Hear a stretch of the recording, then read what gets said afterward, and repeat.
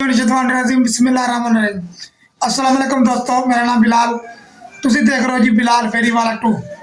जनाब देख सकते तुसी अज जेड़ा है ना बारिश नहीं पै रही तो मौसम साफ है। अज इंशाअल्लाह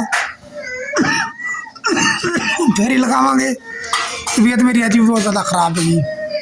तबीयत ना मौसम की चेंजिंग की वजह तो क्या पता नहीं मसले मसाले की वजह तो तबीयत मेरी बहुत ख़राब है। तो ये देख सकते हो मौसम साफ है तो अपने को आसार ने ठीक है।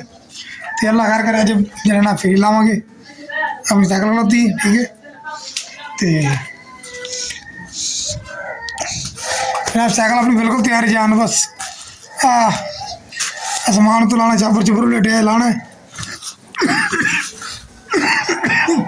तो फेरी लाने वास्ते चले जाना ठीक है। तो जाने फेरी ला के आवेंगे तुम दिखावे स्क्रैच की लैके आए हैं ठीक है। तो फेरी किदा दी रही ठीक है।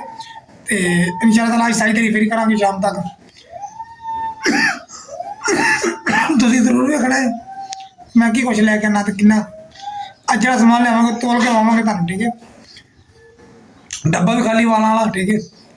वो भी वावे तुम वाल किन्ने को आए हैं ठीक है। तो बाकी तुम मेरे चैनल को सबसक्राइब करो, लाइक करो, वीडियो अच्छी लगे तो सपोर्ट करो। मतलब सपोर्ट की बहुत ज़्यादा जरूरत है ठीक है। क्योंकि मेरे हालात देख सकते हो छत पुरानी है ठीक है।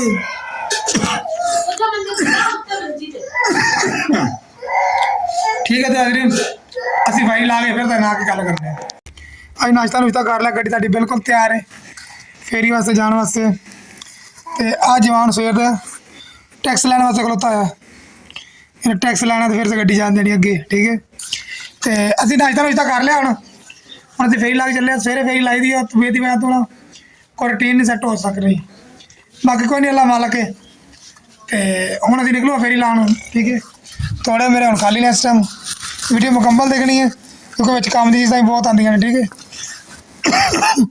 तो बहुत जो ना अच्छी अच्छी चीज़ा भी आई स्क्रैप के तो नाले तुम दिखावे स्क्रैप शाम को की आता है सब कुछ देखा इंशाअल्लाह ताला। साइकिल अपनी रेडी जाने वास्ते उन्होंने याद करके जाने तुम आके वहावे फिर की लिया तो की नहीं। वीडियो को मुकम्मल देखनी है। वीडियो लाइक सबसक्राइब शेयर जरूर करना है अपने दोस्तों के सपोर्ट करनी भरा पूरी ठीक है। तो बाकी हम आगे गल कर रहे थे फेरी ला के आ गए हैं।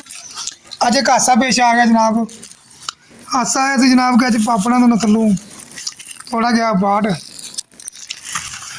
तो थोड़ा पाट गया तो अपना जो पापड़ सारे पैकेट पूरे डिग पे ठीक है कि नहीं।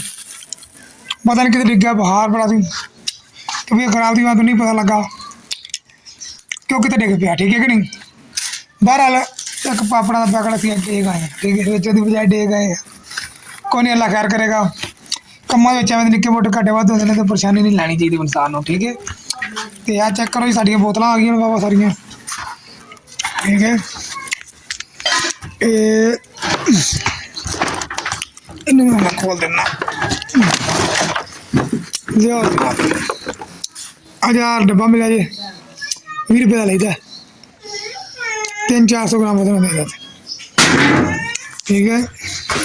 बाकी बच्चे बोतल जी आ रोटियां ने अपनिया रोटियां तकरीबन 10 किलो हो ही जानी अज भी। बाकी फेरी अच्छी रह गई शुक्र मालक का।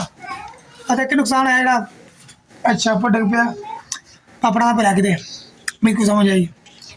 3-4 दिन हम बुखार के नाल मत वजी थी अज नहीं पता लगा कि बने लगी नहीं। अज दिहाड़ी बहुत औखी लगी है जी बोंदले खानी बहुत औखी देगी। बाकी शुक्र मालक का दिहाड़ी लग गई है काम हो गया ओके। तो हुण नैक्सट वीडियो नैक्सट व्लॉग च आप मिलेंगे तुहानूं ठीक है। अपना ख्याल रखा जी अल्लाह हाफिज़।